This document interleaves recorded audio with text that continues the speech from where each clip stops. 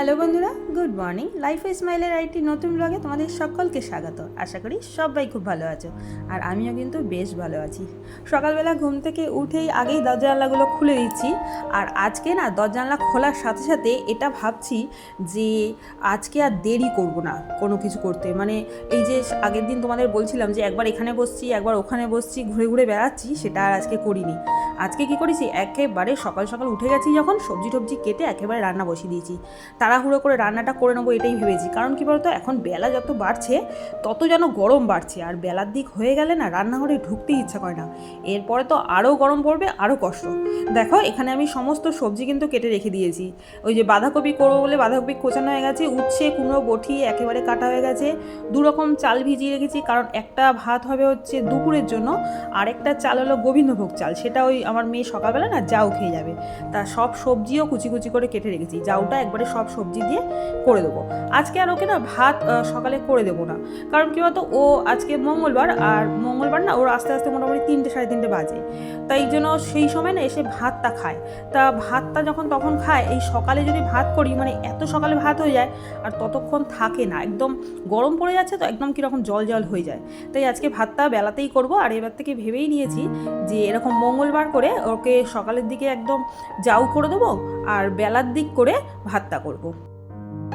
ওদিকে সবজি কেটে ধুয়ে গুছিয়ে রাখলাম, আর এদিকে চা করে দিলাম হাজব্যান্ডকে, আর আমি নিয়ে বসে পড়লাম ওই জলটা, যেটা সকালে খাচ্ছি। এখন বেশ উপকার পাচ্ছি। আর ওই বলছিলাম যে গোটাগুলো উঠছিল সেগুলো আস্তে আস্তে বন্ধ হয়ে গেছে। আর এখানে করে নিচ্ছি বাঁধাকপির তরকারি। আজকে রুটি দিয়ে আমরা খাবো বাঁধাকপির তরকারি, তাই সকাল সকালই বসিয়ে দিয়েছি। আর বাঁধাকপি যখন বসিয়ে দিয়েছি তাহলে পরপর সব রান্নাই আস্তে আস্তে বসিয়ে দিয়েছি। আর সকাল সকাল রান্নাগুলো হয়ে যাওয়াতে না একদিকে আমার খুব সুবিধা হচ্ছে। এক তো হচ্ছে যে বেলার দিক করে আমাকে রান্নাঘরে ঢুকতে হচ্ছে না, আর দ্বিতীয়ত কি বলতো, অনেকগুলো কাজ আমি একসাথে করে নিতে পারছি। মানে সকালে রান্না হয়ে গেছে, রান্নার মানে ঝামেলাটা চলে গেছে, তারপরে বাদবাকি যে ঘরের কাজগুলো প্রচুর পরিমাণে হয়ে যাচ্ছে। আর তার উপর এখন গরমকাল, বেলাটাও বড়, আরও সুবিধা হয়েছে। আর এই দেখো এদিকে জাউটাও বসিয়ে দিয়েছি, আর অন্যদিকে বাঁধাকপিটা করে নিচ্ছি। আর বাঁধাকপিটা যখন করছি আজকে দুপুরেও এই বাঁধাকপিটা একটু থেকে যাবে, সেটা দুপুরেও খেয়ে নেবো।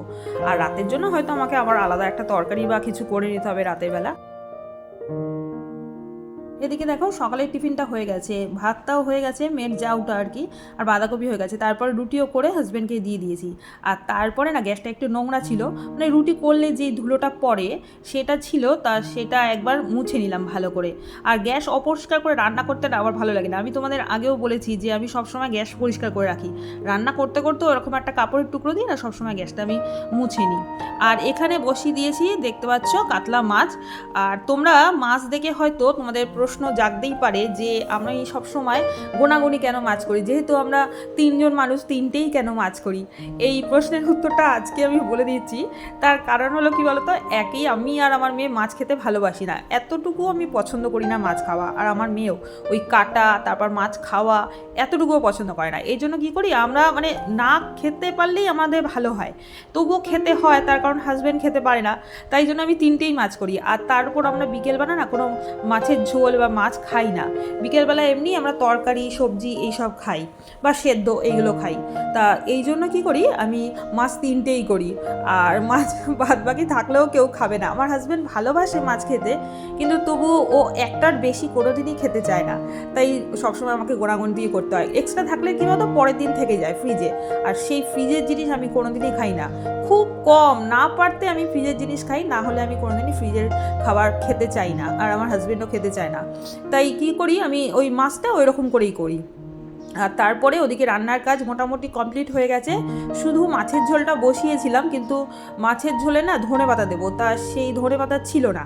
তা মেয়েকে যখন আনতে গেছি তা সেখান থেকে ধনেপাতা নিয়ে এসেছি, বাজারের সামনেই তো আমার মেয়ের বাসটা আসে, তা ধনেপাতা নিয়ে এসেছি ঠিকই, কিন্তু আর ওদিকে রান্নার দিকে যাইনি, কারণ ওখানে ধনেপাতা দিতে হবে, মাছটা একটু ফুটিয়ে নিতে হবে, তারপর ডালটা করতে হবে। তা সেদিকে না গিয়ে আগেই চলে এসেছি ঘরের কাজগুলো সারতে।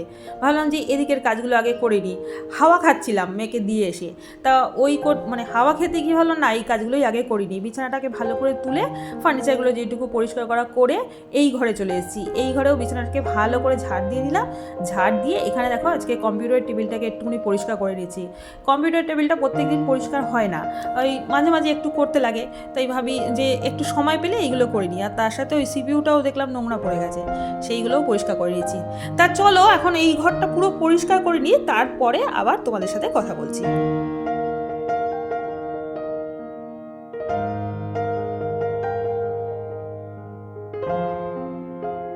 ওই যে তোমাদের বললাম না যে অনেক তাড়াতাড়ি রান্নাবান্না হয়ে গেলে একটা সুবিধা হয় কি, যে ঘরের অনেকগুলো কাজ করে নেওয়া যায়। আজকে আমি চলে এসেছি একেবারে বারান্দাটা পরিষ্কার করতে, যেহেতু চৈত্র মাস, আর চৈত্র মাসে না আমি একটু ঘর বাড়িগুলো পরিষ্কার করি। তা আমার মোটামুটি বেডরুম, তারপর ড্রয়িং রুম সমস্তটাই পরিষ্কার হয়ে গেছে, বারান্দাটাই একটু পরিষ্কার বাকি ছিল। তা আজকে ভাবলাম না বারান্দাটা ভালো করে পরিষ্কার করে নিই।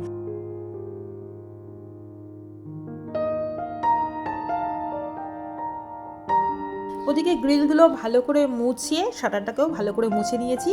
তারপরে চলে এসেছি দেখো ঘরটাকে ভালো করে ঝাড় দিয়ে নিতে। আমি সকালবেলা একবার ঘর ঝাড় দিই, কিন্তু সেই সময় না ওই ভালো করে ঘরটা ঝাড় দেওয়া হয় না। তা আমি কি করি, বেলার দিকে যখন ঘরটা মুছবো তার আগ দিয়ে ভালো করে ঝাড় দিয়ে নিই। একদম বলেছি তোমাদের যে কোনায় কোনায়, তারপরে দরজার পেছনগুলো, তারপর খাটের তলাটা ভালো করে ঝাড় দিয়ে নিই। আর মোছার আগে যদি ঝাড়টা না দিই তাহলে কী বলতো, যখন মপটা দিয়ে মুছবো তখন ওই মপের মধ্যেই সব নোংরাগুলো চলে আসে। তারপর দেখেছি আমি ঘর মোছার পরেও যেন ঘরটা কেমন বালি বালি লাগে, তার জন্য আমি ঘর মোছার আগে ভালো করে ঝাড় দিয়ে নিই। আর ওদিকে রান্নাঘরটা একটু ঝাড় দিয়ে দিয়েছি। রান্নাঘরটা ঝাড়া উচিত না আমি জানি, তবুও আমার রান্নাঘর দিয়ে যেহেতু বাথরুমটা আছে, তা বাথরুমের ওই দিকটা মাঝে মাঝে দেখি মানে নোংরা পড়ে যায়, তা ওটাকে একটু মাঝে মাঝে ঝেড়ে নিই। ঝাড়ার পরে আমি একেবারে চলে যাব ঘর মুছতে। ওদিকে সমস্ত ঘর ঝাড় দেওয়া হয়ে গেছে, এবারে চলে এসেছি মুছতে। তার আগে দেখো আমি বারান্দাটাকে ভালো করে সার্ফ দিয়ে পরিষ্কার করে নিয়েছি। এই যে বারান্দার স্কার্টিংগুলো দেখতে পাচ্ছ, যে কালো অংশগুলো দেওয়ালের মধ্যে, সেই অংশগুলো নোংরা পড়ে গেছে অনেক দিন ধরে দেখছিলাম। তা এইগুলো না ভালো করে মাঝে মাঝে একটু এরকম সার্ফ দিয়ে ঘষে দিই।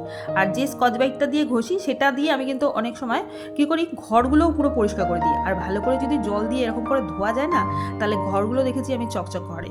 আর ঘরগুলো তো আমি এরকম করে জল দিয়ে মানে ধোয়াতে পারি না, তার কারণ ওই জল পাস করাতে পারবো না।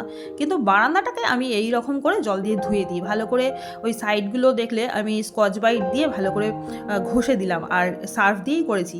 আর কী বলতো, একটু একটু করে করছি, কারণ নিজেরও তো পড়ার একটা ভয় আছে। এবারে চারদিক একবারে করে নিলে কিন্তু আমি নিজেই পড়ে যাব, তাই আমি কী করছি, একটু একটু করে করে নিয়েছি। আর সাইডগুলো না আমি এইরকম করেই পরিষ্কার করে নিই। অ্যাকচুয়ালি আমাদের বাড়িটা না অনেক দিনের পুরনো, প্রায় 50 বছর হয়ে গেছে। আর আমি যখন প্রথম আসি না, তখন আমার এই সিমেন্ট দেখে না মাথা একদম চক্কর খেয়ে যাচ্ছিল, মানে যে কী যে বিচ্ছিরি অবস্থা তোমরা ভাবতে পারবে না। কারণ কী বলতো, আমরা আসার আগে আমাদের এখানে মেস থাকতো, আর মেসে যারা থাকতো না তারা এতটুকু ঘরটাকে পরিষ্কার রাখতো না। পুরো আবর্জনা তো আছে, তার সাথে না মোটা পুরো চর পড়ে গেছিলো নোংরার। তা সেটা তো পরিষ্কার করে মোটামুটি আসা হয়েছে, কিন্তু সমস্ত কি ওঠে, সমস্তটা তো ওঠে না। আর উঠলেও মানে যে সিমেন্টটা রয়েছে, আমাদের তো লাল সিমেন্ট, সেই সিমেন্টটা একদমই বাজে অবস্থা করে রেখেছিল। তা আমি এত বছর ধরে ভালো করে মুছে মুছে আজকে অবস্থাটা একটু ভালো হয়েছে। আর আমি যখন মুছি না, তখন ওই বেশিরভাগ সময় আমি কেরোসিন তেল দিয়ে মুছি। তার ফলে কি হয়েছে, আমার কেরোসিন তেল দিয়ে এত বছর ধরে মুছে মুছে অনেকটা আমার লাল মেঝে তো সেটা একদরে মানে সুন্দর চকচকে হয়ে গেছে। দেখো এখানে মুছে দেখাচ্ছি তোমাদের কতটা পরিষ্কার হয়ে গেছে। এবার ঘরগুলো ভালো করে মুছে নেবো, মুছে তারপরে একেবারে চলে যাব রান্নাঘরে। কারণ রান্নাঘরে তোমাদের বললামই যে মাছের ঝোলটা এখনও পুরো করা হয়নি, তারপর ভাত বসানো হয়নি। আমি ভুলেই গেছিলাম যে আজকে ভাতটা বসাতে হবে। প্রত্যেক দিন তো মেয়ে সকালে স্কুলে ভাত খেয়ে যায়, আর এই জন্য ভাতটা সকাল সকাল হয়ে যায়। তা আজকে ভাত বসাতে বসাতে অনেকটা দেরি হয়েছে, প্রায় 10:30 বেজে গেছে। যদিও গরম ভাত না দুপুরবেলা আমরা অতটা খেতেও পারি না। শীতকালে গরম ভাত খেতে ভালো লাগে, দেখবে গরমকালে কিন্তু সেটা আর ভালো লাগে না। গরমকালে মনে হয় একটু ঠান্ডা ভাত হলেই বেশ ভালো লাগে। যাই হোক, আর কি করা যাবে, এইগুলো করে একেবারে চলে গেছি রান্নাঘরে। ভাতটা বসিয়ে দিলাম, আর তার সাথে এখানে মাছের ঝোলটাও কমপ্লিট করে নিয়েছি। আমার মোটামুটি মাছের ঝোল হয়ে গেছে, আর আরেকদিকে ডালটাও করে নেবো, তারপরে একেবারে রান্নাঘরটা ভালো করে মুছে নেবো। আজকে আমি তোমাদের বলেইছি যে সকাল সকাল যেহেতু উঠে পড়েছি, এই জন্য এই কাজগুলো আমার একটু সকাল সকালই হয়ে গেছে, খুব তাড়াতাড়ি হয়ে গেছে। মোটামুটি আমার 11:30টার মধ্যে সমস্ত কাজ হয়ে গেছে। তারপরে একটু বসে আরাম করছিলাম, তারপরে আমি স্নান করতে গেছিলাম। আর এখানে ডালটা আমার হয়ে গেছে, আর ডালের ফোড়নটা দেখলে আলাদা বাটিতে আমি রেখে দিয়েছিলাম। অ্যাকচুয়ালি মাছ করার সময় না ডালের ফোড়ন করে রেখেছিলাম।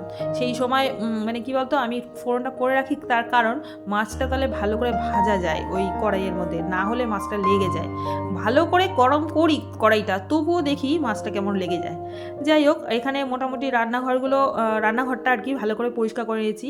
আর রান্নাঘরের এই ঝিকগুলো ভালো করে পরিষ্কার করি ঠিকই, কিন্তু তবুও না আমার কালো হয়ে যায়। মানে কেউ যদি জানো যে এই ঝিকগুলো কীভাবে পরিষ্কার করতে হবে, সে একটু প্লিজ বলো। তোমাদের তার সাথে একটা প্রশ্নের উত্তর দিই। আমার এক বন্ধু, সে বলেছিল তার মুখে কতগুলো পিম্পলস উঠেছে। অ্যাকচুয়ালি আমি তোমাদের বলেছিলাম যে আমার গরম গোটা উঠেছে, তা সেই দেখে সে বলেছিল তারও মুখে পিম্পলস উঠেছে। তা বলেছিল যে কি করা যায়। আমি এটুকু বলবো যে আমার মুখেও প্রচুর পিম্পলস একসময় ছিল, আমি কিছুই করে উঠতে পারিনি, কিন্তু এটা আস্তে আস্তে দেখি কমে যাচ্ছে, নিজেই কমে যাচ্ছে। আর আমি সাজেস্ট করব যে তোমরা একটু ডাক্তার দেখিয়ে নাও, কারণ পিম্পলস জিনিসটা আমি প্রচণ্ডই ভয় পাই। অ্যাকচুয়ালি আমার মুখে ছিল তো, তাই জন্য আমি ভয় পাই। তাই বলবো যে তুমি একটু ডাক্তার দেখিয়ে নাও ভালো করে, তারপর ওনারা যা বলবে সেটাই করো। রান্নাঘর পরিষ্কারের কাজ একদমই কমপ্লিট, আর তার সাথে বেসিনটাকে শেষে ভালো করে ধুয়ে নিলাম, আর তার সাথে ট্যাপ আর এই টাইলসগুলোও ধুয়ে নিলাম। এই ট্যাপ আর টাইলস প্রত্যেক দিন এই সময়টাই আমি ধুই, মানে বাসন টাসন মেজে পরিষ্কার করে তারপরে এগুলো ধুই। আরেকটা ধুই, সেটা হলো একেবারে রাত্রিবেলা, যখন ওই রাতের বাসনটা মাজি তারপরে। আর তারপরে দেখো এই যে কাপড়ের টুকরোগুলো একটু ভালো করে সার্ফ দিয়ে পরিষ্কার করে নিয়েছি। আজকে আর গরম জল দিয়ে পরিষ্কার করলাম না, তবুও সার্ফ দিয়ে পরিষ্কার করলাম, অসুবিধা হবে না, কারণ প্রত্যেক দিন তো গরম জল দিয়ে পরিষ্কার করি, এক আধ দিন না করলেও কিছু হবে না। এরপরে আমি করে নিচ্ছি দইয়ের ঘোল। এই দইয়ের ঘোলের যে রেসিপিটা, সেটা আগে একবার বলেছি, তাও বলে দিচ্ছি। আমি বাতাসা দিয়ে দইয়ের ঘোল করি, আর তার মধ্যে একটু দই আর একটু লেবু, পাতিলেবুর রস দিই, আর একটু নুন দিই। এই দেখো দইয়ের ঘোল একদম রেডি হয়ে গেছে। এবারে এই দইয়ের ঘোলটা হাজব্যান্ডকে দেবো, আর নিজে একটু খেয়ে তারপরে একটু বসে আমি যাব স্নান করতে। আর না বসলে না শরীরটা গরম হয়ে যেত আর ঠান্ডা লেগে যাবে, এই জন্য আমি কী করি, একটু বসে নিই তারপর স্নান করতে যাই। আর তাহলে বন্ধুরা, আজকের মতো ভিডিওটা আমি এখানেই শেষ করলাম। আর আমার ভিডিওতে যদি কিছু ভালো লেগে থাকে তাহলে প্লিজ একটা লাইক করো, একটা কমেন্ট করো, আর একটা সাবস্ক্রাইব করো। অনেক বন্ধুকে দেখছি যে আমার ভিডিও দেখছো কিন্তু সাবস্ক্রাইব করছো না, তাদের বলছি প্লিজ একটা সাবস্ক্রাইব করে দিও। তাহলে আজকের মতো ভিডিওটা এখানেই শেষ করলাম। Tata, by.